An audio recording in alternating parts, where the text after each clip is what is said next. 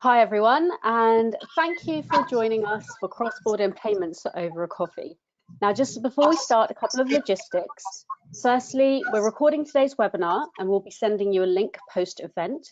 Also, if at any time you have any questions for myself or Rachel, please submit your questions in the question box to the right of your screen. We will do our best to get to everyone's questions, but just in case we're not able to do so, we will follow up with you post-event. Also, we want to hear from you today, so we will be running some polls during today's discussion, so get ready to participate. Now, let's get started. Hello, I'm Nikita Hyatt, Managing Director for BlueSnap. I'm sitting here just outside London, drinking my Americano coffee in my Kim Kardashian mug, talking to an international group about global payments, joined by my fantastic colleague, Rachel Trueblood, who's in our US HQ. Rachel, will you say a few words about yourself? Absolutely. I hope everybody has got their coffee ready. I'm over here in Boston with my iced coffee, very sweet. Pleased to be here today. So glad you could all join us. I head up our marketing and our partner management practice here at BlueSnap. Thanks, Rachel, and thank you for joining us today. So we are here to talk about cross-border payments. Now, let's go back to basics. And Rachel, can you please explain what exactly are cross-border payments? What are we talking about here? Absolutely. So we hear the word cross-border payments a lot in the media, especially the payment media. But what it actually means is when you're accepting payments from customers in a different country from where you're processing payments. So if you see our little two dots here, let's say your headquarters is in Middle America, there, that orange dot, and your customer is over there in, I don't know, mid-Europe, and they buy something from you and you take their payment and process it back in the US. That would be a cross-border payment. So it's anytime it crosses a border. It could be a country border or it could be a regional border in the case of the European Union. So that is what cross-border payments are, and that's what we're talking about today. Thanks, Rachel. Now, we want to talk a little bit about the cross-border opportunities and why we care so much about cross-border payments and what the trends are that are bringing cross-border payments to the forefront. We've got some great stats over here. Rachel, do you want to tell us a little bit about these stats over here? Sure. So from a global perspective, consumers are purchasing over $2 billion online. And because we know cross-border payments are such a big trend, what we're seeing is that by 2027, almost $250 trillion worth of payments will happen across borders. And with that, 57% of online shoppers right now are purchasing from international businesses, and that can only grow. Absolutely. So what we're saying is that there's a huge opportunity today, and that opportunity is going to be getting bigger and bigger and bigger. And we've seen that massively just, in the last 18 months alone. And Rachel, at BlueSnap, we take cross-border payments really seriously, so much so that we conducted this global survey asking our customers about this topic. And I would love for you to tell us a little bit more about this survey. Absolutely. So because we're seeing this trend and because so many of our customers take payments cross-border and we help them with those payments, we wanted to understand how people are doing that today and what some of the pitfalls might be that we could help them with. So we're going to talk about what people are experiencing and what you can do to help mitigate some of the challenges that come with cross-border payments. Thank you. And so we've seen that cross-border is a huge opportunity. Based on our survey, things need to be optimized to take advantage of this. And we see the key to global success when it comes to cross-border payments being made up of two parts: increasing sales and reducing costs. And in today's discussion, as we go through, we'd like to show you how some of our survey results correlate with these two key points, increasing sales and reducing costs. Absolutely, and this is our brand promise here at BlueSnap. So we focus all of our time and energy on helping our customers increase sales and reduce costs, especially globally. So let's look at the first side of that equation, the increasing global sales. We break that down into two components. One of them is increasing international authorization rates, and the other is reducing international checkout abandonment. So what do we mean by international authorization rates? Those are transactions that a customer does on your website and is processed internationally, and how many of those transactions are actually approved at the bank. So that's actually you might see a 70% authorization, 80% authorization, and anywhere in between. And so that means that 70%, if your authorization is 70% of your transactions are being approved. What that also means is 30% of your transactions are not being approved, which means you're missing opportunities for sales. The other side of the equation here is reducing checkout abandonment. And checkout abandonment is when a shopper has gone through your website, put everything in their basket, and gone to initiate the checkout process. They've put in their name, their billing address, and then they start to put in their payments and they abandon. And again, that's a lost sales opportunity. Thanks, Rachel. So I think it's now time for a poll. We would love to know from you guys, what is your current international payment auth rate? So if you guys should be seeing that poll come up on your screen now. What is your current international payment auth rate? So if you can select one of the answers, and it's okay to not know it today as well. So we would love to hear from you guys at home. I think we're just going to wait for a couple more answers to come in. Yeah, I'm going to give it another second or two. Let's see. People are still actively voting. Let's give it a second here. It's really interesting, Rachel, when we're speaking to merchants, when my team and I are speaking to merchants, and it is really interesting to know how many people aren't aware of their authorization rate, and also the value that comes with increasing that and getting that higher auth rate. So it's a really powerful way of increasing your sales by making sure everyone who wants to buy from you, everyone who wants to spend money with you, making sure that they are able to. Yeah. Okay, so I think we've got most of the votes in. I'm going to close the poll and you'll be able to see the results here, I believe. So let's share the results. Okay, if everyone can see the results, you'll see that about a little over 40% don't know their international payment authorization rates. And that's not surprising. Sometimes it's very difficult to separate your domestic from your international. Some payment providers don't readily provide your authorization rates. And then most other folks are under that 70% mark, with 22% being under 40%. So let's look at how that fared against the results that we saw in our poll. So what we found is that 40% of companies had payment authorization of less than 70%. And so that's fairly low. If you think about your maybe domestic authorization rates, you would say that that probably compares pretty unfavorably. And here we had 23% that didn't know, but in the survey we just did, it was 44%. So quite interesting, the findings there. A low authorization rate isn't just lower sales. It also means that you might be losing future sales as people try to make purchases on your website, but can't get their payment to go through, so they might not choose to come to you again. So it could be future sales as well.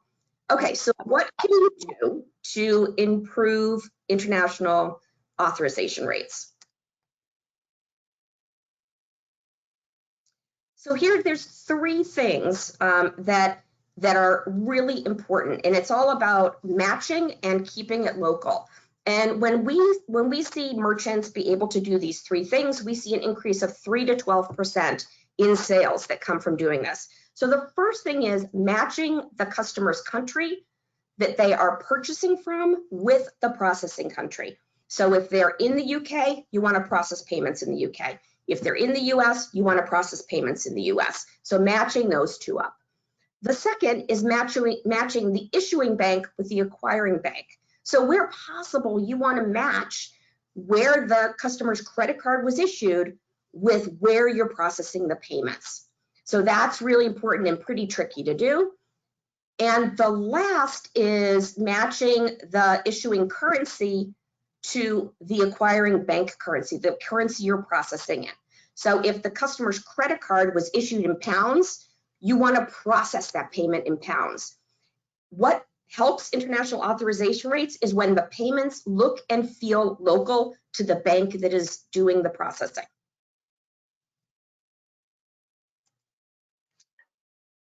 Absolutely, Rachel. And then I think there's a couple of other things as well that are particularly applicable when it comes to increasing sales.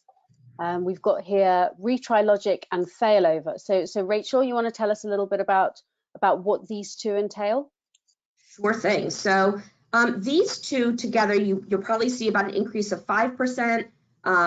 And these two, retry logic specifically, and most importantly for subscription or recurring billing, is being able to retry the transaction. So it's when you try it, what time of day, how much information you're providing. So not just settling for the first time, but retrying that transaction to get an approval rate. Some people call that dunning as well. The second piece is failover, and this is less common. You see this less often in payment providers, but there are those who do it. BlueSnap does this. So we have a relationship with multiple banks in a region. So what we try to do is match the issuing bin to the processing bin. We match the customer's country to the processing country. We match the issuing currency to the processing currency. And we send it to the bank that we believe will have the highest likelihood of processing that transaction and getting an authorization rate. But if for some reason they don't, we have the ability to instantly fail over to another bank and try that transaction at another bank. So that helps us get higher international authorization rates for our customers. And that should be something that you're looking for as well as you're considering how you optimize your international authorization rates. This is something that some payment providers provide, like BlueSnap, but it's also some things that merchants can build on their own. They just need to sort of figure out the logic, have the relationships with the banks, and build their systems to do that. It's quite complicated, so most merchants don't choose to do that and instead find a partner. But that is something to think about as you're doing your international sales. Thanks, Rachel. And as you said, this is exactly what we do at BlueSnap. Our intelligent payment routing automatically routes the transactions based on the country, based on the bank, on the currencies. We will send it to the bank with the highest conversion rate for your MCC, and if it fails, we will try a different bank. And that is one of the things that we specialize in when it comes to increasing auth rates and using a truly intelligent payment routing solution.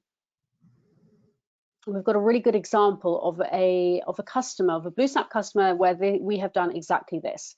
So Outbrain is a global web recommendation platform supporting advertisers and publishers from all over the world.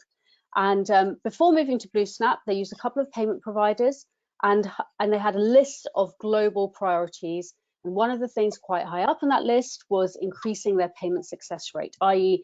improving their auth rates. And by using BlueSnap's intelligent payment routing, by using our network of global banks, we were able to improve their payment auth rate. And in our kind of, I guess, unique approach to payment optimization, we're also able to help them eliminate fees, increase those conversions, and ultimately really drive that kind of increase in sales from a payment optimization standpoint. And so we've talked about increasing auth rates when it comes to increasing sales. Now let's talk a little bit more about reducing checkout abandonment. So Rachel, I think I have, you know that I can sometimes be a checkout abandoner. Sometimes things will pop up, usually on my Instagram, usually something with leopard print, and I'll click, add it, I'll go to their site, add it to my my basket, get further along, maybe add a few other things, and then at the end abandon it before I actually make the purchase. Why? It could be maybe because when I get to the end, it's actually the final price, it's converted from USD and I'm in the UK, so not the right currency. It might be because they don't have Apple Pay and I can't be bothered to get off the sofa and go to my wallet and get my card out, and so I'll just leave it. It might be it could be a bunch of reasons, but that is checkout abandonment, and I'm not alone in abandoning my shopping cart. So Rachel, walk us through some of these stats. Yeah, I mean, they're quite astounding actually, because if you look at it, more than 75% of customers abandon their global carts. This is not the same for domestic shopping, but from an international perspective, 75%. So think of all the sales you could be getting if people weren't abandoning their cart. And if you don't have your site analytics to review that, you might not know this could be a hidden loss of sales for you. 20% of those customers abandon if the checkout is not in their language. So perhaps the words above all your fields are in a language that is sort of native to your country and your website, but not native to where your shoppers are. And then 56% of companies don't offer global shoppers preferred payment methods. So if you think about so I'm in the US and I think of Visa, MasterCard, American Express as the payment types that I'm most often reaching for my wallet for, and Apple Pay. But if you go to different countries, there's a very different view of what is a preferred shopping method, or a preferred payment method, sorry. Yeah, and so I think is it poll time now, Rachel? Before we do poll time, let's just quickly talk about this slide, because this exactly demonstrates what you were just saying about the different payment methods. In the US, we've got the cards. In the Netherlands, Ideal is the #1 payment method there. It's a bank transfer payment method. Germany, PayPal is still #1, and they also have a couple of other local payment methods as well. So it's not one size fits all. And it's also not just pick the most popular payment method for that country. The best payment method is the best payment method for your customers, and your customers will be the ones that you know about, and you work with a payment partner that can advise you on the payment methods that would be useful and would be most preferred with your customers. So let's do the next poll, and this is when we want to know about your payment methods and your payment method experiences. So we would love to know, how much international revenue do you think you've lost because you're not offering your customers the right payment options? So this is about the payment methods that you're offering your customers. How much international revenue do you think you've lost? And this is sort of thinking about where your shoppers, where your customers are located, and the payment methods that that they would prefer to pay in, and whether you actually have those payment methods on your site available for them. So we, I think. Ooh, the votes are coming in. Really interesting. Yeah, and I gave you the example, Rachel, about Apple Pay for me. Yeah. It used to be PayPal, but Apple Pay is I find much easier. But then my cousin who lives in the Netherlands is if there's no Ideal, and she'd be reluctant to shop. Yeah. Okay. I think we're going to close out the poll here. Responses have kind of slowed down. And let me share what we have. Okay. So there's a good portion that don't know. About a third of everyone, they don't have necessarily concept of how much in revenue they've lost. But we've got like 20, 20, 20 between 0 and 10, 11 and 20, and 21 and 50. So when you think about it, that is quite a bit of international revenue that you might be missing out on. And it was very similar to what we saw with our survey. So about half of our customers, or half of the people we surveyed, estimate that they've lost up to 10%. And that's quite scary, don't you think? Like 10% of your revenue is lost because you're not offering the right payment options. And it's fairly easy to do if you have a payment provider that has multiple payment types and can advise you on which payment types you need for each region or each country. Yeah, absolutely, Rachel. I mean, I think it's long gone are the days when you'd have to integrate each payment method separately. I mean, if there's any businesses still doing that, I think there's significant improvements to be had. And with the right partner, it's as simple as a kind of switch of pressing on a button to switch on that payment method. Yes, very good. So we're talking about checkout abandonment now, and I know you've touched on this already, but what are the top 3 things that businesses can do to reduce checkout abandonment? And this is going to feel like a common theme as we go through, but it's really, even though you're taking payments from international customers, what you want to do is think local to your customers. So it's, what are the local languages? Be sure that you're creating a checkout experience that is in their local language. The local currencies. So if you've got a customer like Nikita in the UK, you want to show her pounds and not dollars. And what payment methods does she want to pay in?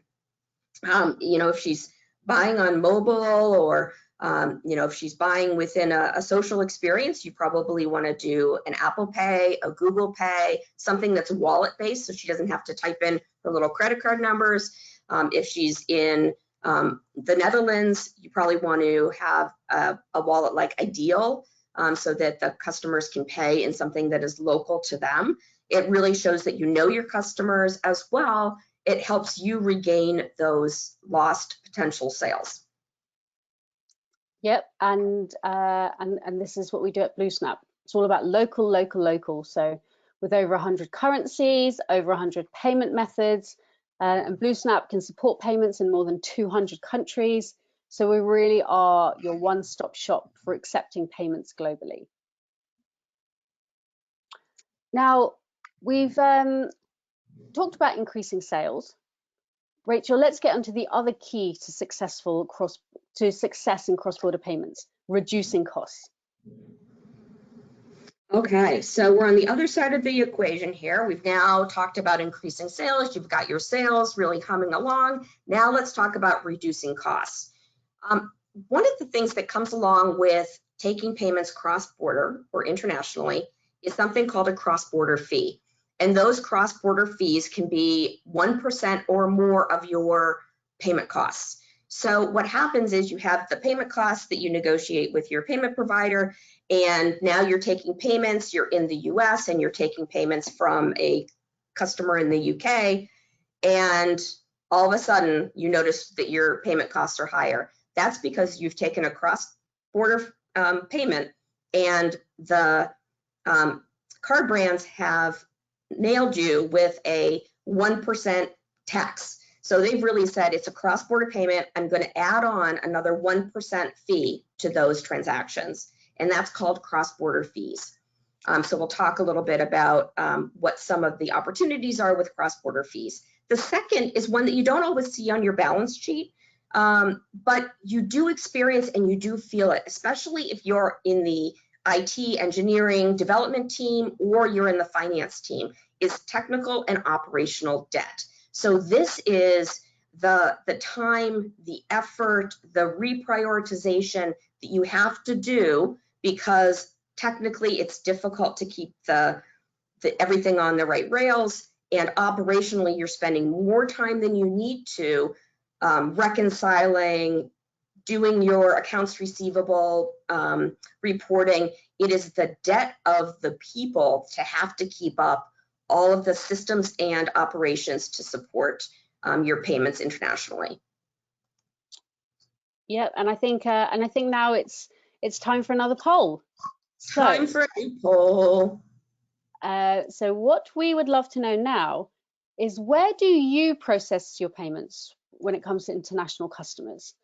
So when it comes to processing payments from your international shoppers, do you process them in the country where your customer is located, or in the country where your business is located, where your business, where your entity is located, or you don't know? So so this is all about whether you process your payments locally in the country where the customer is located, or in a country where your business is located and the customer could be wherever. Excellent. It looks like the votes have slowed down. So I'm going to close out this poll and share the results. This is very similar to what we saw in our survey. So about 81% are processing payments in the country where their business is located.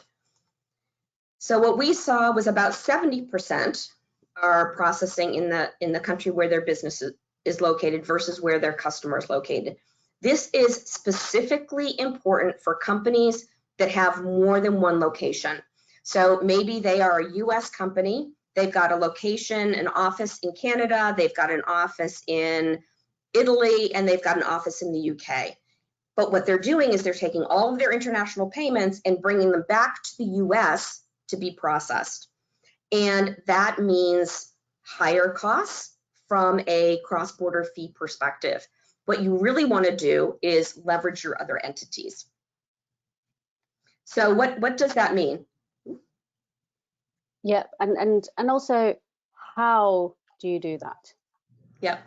So what you want to do if you have more than one location, more than one entity, so let's say in that example you have US, you have an office in the US, you have an office in Canada, and an office in Italy. What you want to do is, instead of processing all your payments in the US, you want to leverage your Italian entity and set that entity up for payment processing, and take all your European payments and process it in Italy. And you want to take all your Canadian payments and leverage your Canadian entity and process it in Canada. And really, it without doing that, you have like the worst of both worlds, because one, you're not processing locally, so you're incurring lower authorization rates, but you're also incurring higher fees because you've got this cross-border fee happening. And Rachel, we're going to see this majorly in the UK and EU later this year, and recent announcements for April next year impacting UK businesses with the cross-border fees. So do you want to just quickly touch on what's happening post-Brexit when it comes to the UK and the EU? Absolutely. So before Brexit, the EU also included the UK. And so that entire region was considered within border, not cross-border. So you could have a business in the UK who had customers in Germany, and there were no cross-border fees because they were all in the same region. But after Brexit, the UK has become its own area, its own region. And now that same business who has the company in the UK and customers in Germany will be impacted by that cross-border fee, because now UK is its own country and it is taking payments from customers in Germany, which makes it cross-border. Yeah, no, thank you. Thanks for explaining that. And when it comes to reducing costs and offering local acquiring, this is what BlueSnap do. And as you can see here, we offer local acquiring in 47 countries. And through a single integration, a single account, we automatically route the transactions through local acquiring, matching the bank country with the card issuing country. And in doing this, as we've just discussed, removing pricey cross-border fees. Yep. Absolutely. And then now we move on to the second part of reducing costs, which is the technical and operational debt that you mentioned earlier. Rachel, talk us through these stats. Absolutely. So about 25% of all development time is spent on technical debt. And the implication of that is you've got valuable development resources who have amazing projects and a fabulous roadmap that they want to get to. And they are really focused on keeping old systems, on keeping disparate payment processors, different payment types, compliance up and running. They're also managing different relationships. And so what you end up with is 25% of your capacity is stuck doing stuff that is not value add to the business. And in fact, CIOs estimate that their tech debt has increased over the last 3 years. So you would think that over time it would get smaller, but it's actually increased. And 30% of our technical leaders say that technical debt is the challenge that worries them most. Because as you see, it starts with 25%, it's growing and growing and growing over time. Suddenly you don't have the resources to do the value add projects that really help your customers and help your business succeed. Yep. And so I think now it's time for a poll. You betcha. And so this time on topic of technical and operational debt, we would love to know how many payment processors do you use in order to support your international sales? So for your global sales, how many partners do you work with? You can see the numbers are going up quite quickly.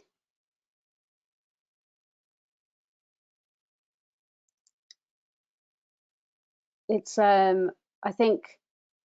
think this is something that's also really changed over the past, within the last 5 years, going from multiple payment partners to really streamlining that, and also as the sort of IT finance teams are involved in the decision making of a digital strategy. This is often top of the list when it comes to requirements. I think are the results in now? Okay, it looks like our voting has slowed. Let's share the results. Okay, so it looks like about 25, a little over 25% are using one. Then you've got a good chunk here using 2 or 3, but then 21% are using more than 4. So let's talk about what the implications of that is. So let's see, this is kind of similar to what we saw with the poll. All right, so what are the implications of this? So let's talk about those of you using one payment provider. So if you're using one payment provider and it's located in one country, that means that any transactions or any customers that you have purchasing from you from another country are inherently cross-border. It also means, so you've got the lower authorization rates, you've got the higher costs, and if you wanted to offer multiple payment methods, you are kind of stuck doing all that integration work yourself to get the different payment methods, to potentially do the different currencies, to make connections to other banks. So that is sort of like the one end of the Goldilocks spectrum. The other end of the Goldilocks spectrum are those using 3, 4, 5, 6 or more. You are having to maintain multiple systems. Let's say if you wanted to add, I don't know, Apple Pay, you've got to do it 6 times across 6 different payment providers. You've got to make sure all 6 are up and running. You've got to manage the relationships across, 4, 5, 6 different payment providers.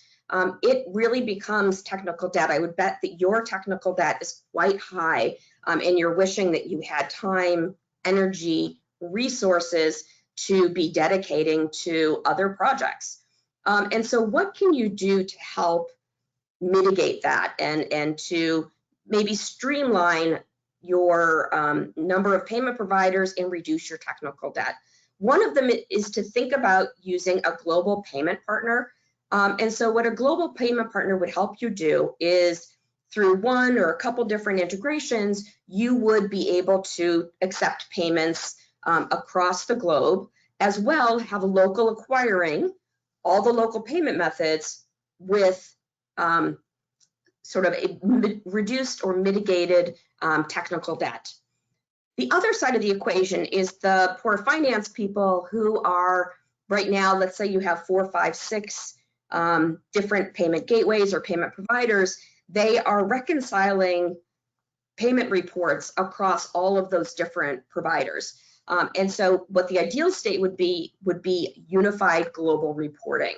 So you really want to approach it from a global perspective, minimize the technical debt, view the world as one, but still acting locally.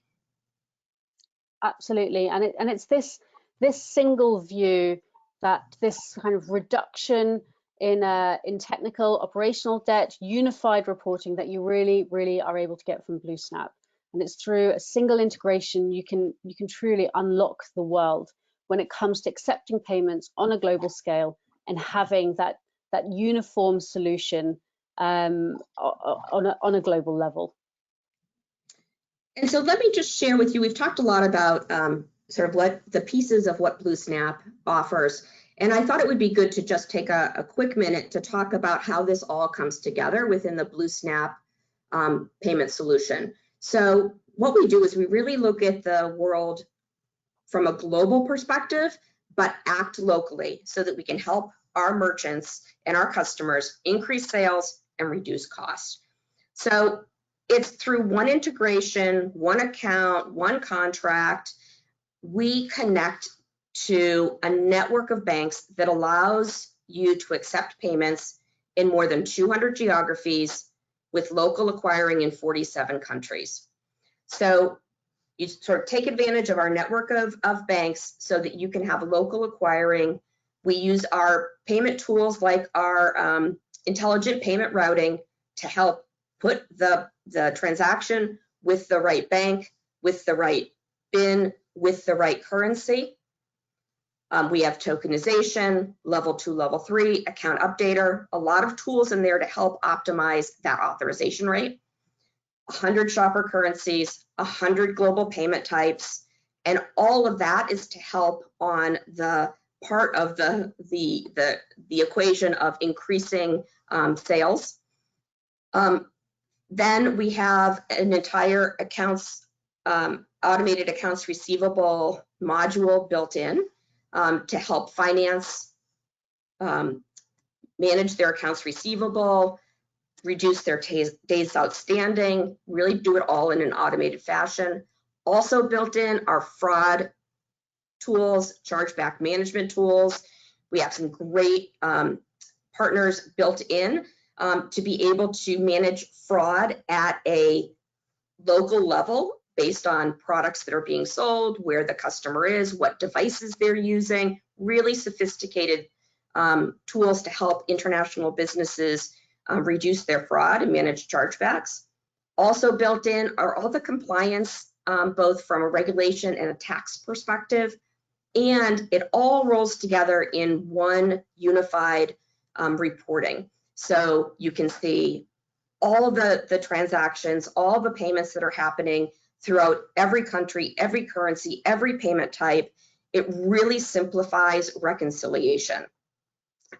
So this is the BlueSnap all-in-one platform, really built on increasing sales and reducing costs for our customers and our clients. Thanks, Rachel. And we've got a great example of another customer that we've helped with exactly this. So Arbonne are a global beauty business that prior to moving to BlueSnap used multiple payment partners, and this involved maintaining multiple integrations, multiple contracts, pricing, etc., across multiple regions. From an operational, technical, financial standpoint, you can imagine this was laborious and inefficient, but then by implementing BlueSnap, by working with the right payment partner for them, they were able to replace multiple integrations with one, multiple contracts with one, multiple reports with one, and amongst other things. So by the local acquiring, lower cross-border fees, local currencies, and also additional payment methods, offering those local payment methods. And one of the things that we do over here is listen to our customers, and if they have requests for payment methods, we like to listen to our customers. We like to hear what's going on in the markets, and making sure that that we are at the forefront of innovation and implementing the payment methods, the products, that they're all integrating to become part of our platform. So, in summary, Rachel, what would you say is the key to global e-commerce success? Thank you, Nikita. I think, I've probably said it a couple times on the webinar here, where we really focus on increasing sales, reducing costs. And when I think about global success, I think, act local, but think global. So you've got to understand your customers, where they're located, how they prefer to pay, and be sure that you are taking advantage of your local entities, the places where you have offices, to make sure that you're taking advantage of local acquiring, that you're presenting and processing in local currencies, you're using the local payment methods that your customers want and need and expect to pay in, and the local languages. So it's, think global, act local. It applies to payments as well as many other things. Thanks, Rachel. I think you summed it up perfectly. Do we have time for a couple of questions? I can see a couple of questions. I think we have a few minutes. We've got a question here. If I don't know my rate, how can I? This must be my authorization rate. How do I find out from my processor? Do you want to take this one, Rachel? Sure. There's a couple. Every processor is different. Usually that there is a portal or a customer reporting that you could log into. They should be displaying for you what the authorization rate is by country, by currency, by bank. And if they don't, I would point blank ask them. I would ask them to point out to you where that is and how you could see it. And kind of, on top of that, if there are conversions, auth rates that you're concerned with, this is something that when we speak to customers that are interested in exploring other payment partner options, we can also help with the analysis of those auth rates and how that could look if you were to use a partner such as BlueSnap. And then there's one more question here. So regarding increasing auth rates, is this just for credit/debit card payments? And I can take this one. So when we're talking about auth rates, we're talking about the acquirers. So in its kind of purest form, I guess the answer is yes. But as Rachel said, there's additional parts to that. So conversion rates, technical things, there's things that you need to make sure that if, say, you are accepting SEPA or Ideal, that you have that integration correctly implemented, and that your payment partner has worked with you on testing it to make sure that there's no integration flaw that could cause that transaction to fail, firstly, but also with that checkout abandonment. With some of the other payment methods, that's what's really important to have. If you not just have the payment method, but also have the currencies, have the language, have the full localized experience. So that's what kind of my recommendation would be with regards to alternative payment methods. And I think that's everything. So thank you very much, everyone, for joining us today. We and a huge thank you to Rachel as well, the star of the show. Thank you, Rachel. And we hope you guys have found this interesting and useful. I know I have. I'm constantly learning things from Rachel, so I have thoroughly enjoyed this. And so if anyone has any other questions, or if I've missed any questions, we will get back to you after the event. And as a thank you, please keep an eye out for an email with your Starbucks gift card, so you can also enjoy your coffee. And then if there's any other questions, or you're looking to speak to a BlueSnap expert, give us a shout or reach out to us on sales@bluesnap.com. So thank you, everyone. Enjoy the rest of your morning in the US. Enjoy the rest of your afternoon and evening for those of you in Europe, and for everyone in between. Cheers. Cheers, everyone. Thanks. Bye-bye.